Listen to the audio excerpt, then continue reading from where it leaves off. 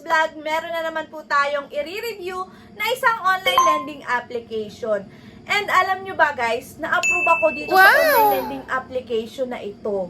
Pero wag kayong ma-excite kasi na-approve ako dito.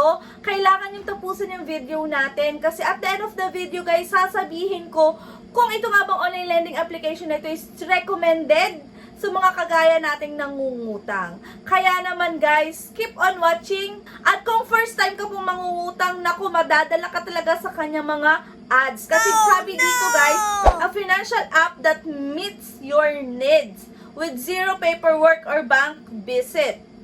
So dito din guys, nagpapautang na po siya ng up to 900,000 pesos.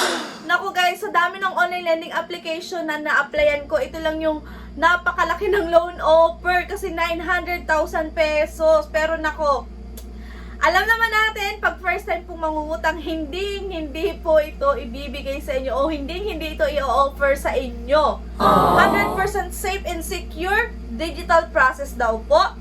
Get started in a flash, get money the quickest way possible, and get approvals easily. And dito guys, trusted banking partners. Pero bago po tayo magpatuloy, ano nga ba ang online lending application na ito? So guys, ang online lending application na ito po is walang iba kundi si Cashmoco. So ayan guys, disclaimer lamang po, hindi po tayo agent or promoter ng online lending application na ito. Nag-share lang po tayo ng ating personal experience ng paglo-loan dito. And guys, hindi ko po kayo in-encourage na mangutang sa online lending application na ito dahil ni-review ko.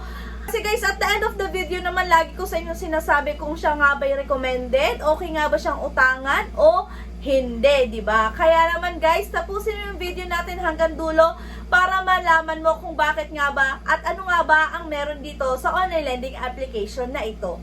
Cashmoco Quick Cash ay pwede po natin ma-download sa App Store o sa mga iOS phone. And meron na po siyang 2.2 stars and 47 rating. So napakaunti pa po ng mga nagbibigay ng reviews dito guys.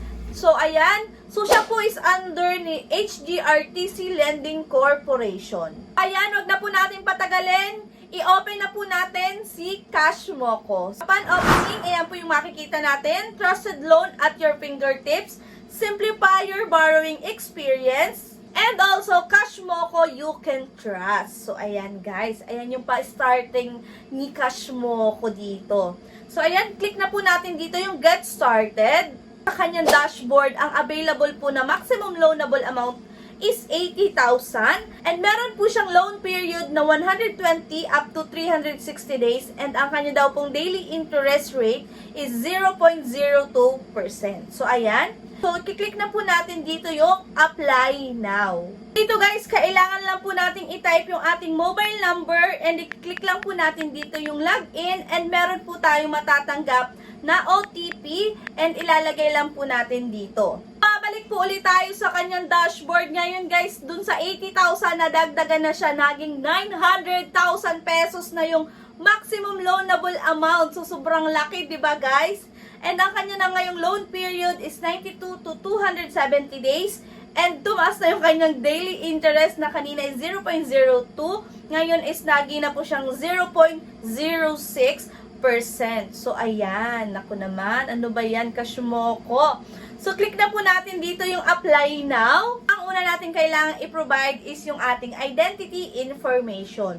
So, narito guys yung mga ID type na pwede po nating magamit. So, which is UMID, passport, SSS ID, and PRC ID. Kung wala naman guys yung inyong available ID, pwede po natin dito i-click yung See All kasi marami pa po dito mga available IDs na pwede po nating magamit. Pwede po ang driver's license, voter's ID, postal ID, TIN ID, pag-ibig, PhilHealth ID, and national ID. So, yun guys.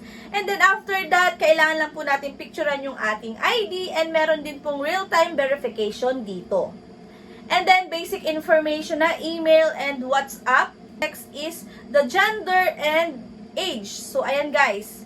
And then dito guys, kailangan natin ilagay yung ID number and the marital status, education level, and then the loan purpose, and then residence information, and then the full address po, kailangan po natin ditong ilagay. And then after that guys is yung atin na pong work information.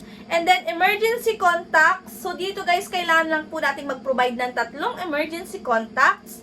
And then, after that guys, click lang natin yung confirm. And then, dito, narito na yung bank information. So, dito guys, pwede po ang digital wallet and bank card. Gcash lang guys, ang aking ginamit. And ayan na guys, under review na siya. Re-review pa po yung ating application. And alam nyo ba, habang hinihintay ko kung maa-approve ba ako dito o mare-reject, meron dumating guys sa Gcash ko. And ang dumating sa akin is parang nasa 1,300 pesos. So, yun lang yung natanggap ko guys.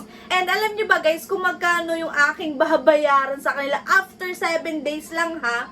So guys, dito ang babayaran ko sa kanila o yung ibabalik ko sa kanila is 2,077 pesos. So imagine nyo guys, 700 plus na agad yung nadagdag. So for 7 days lang yun, ha? Ang laki ng kanilang patong, 'di ba?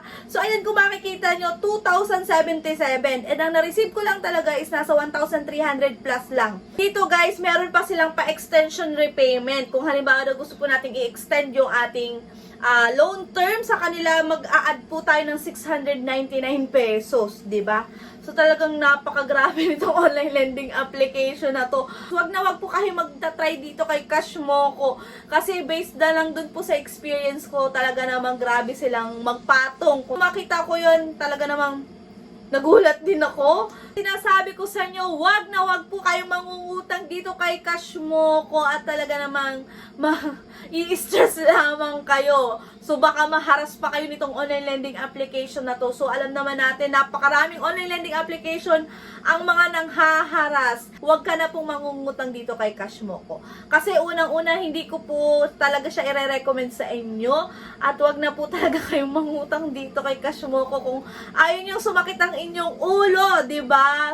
Kung pinanood mo hanggang dulo at nakaabot ka po dito sa part na to, ngayon alam nyo na, hindi nyo na po susubukan si Cashmoco. So, yun lang guys, yun lang yung meron dito kay Cashmoco. Hindi siya recommended, isa siyang loan shark at hindi siya magandang utangan o hindi siya worth it utangan. Kung hindi ka pa po nakasubscribe sa ating YouTube channel, mag-subscribe ka na, mag-like ka na sa ating video, and mag-comment ka na rin sa comment section. I-hit nyo na rin yung notification bell para maging updated po kayo sa mga ganitong usapan at sa mga susunod na uploads ko.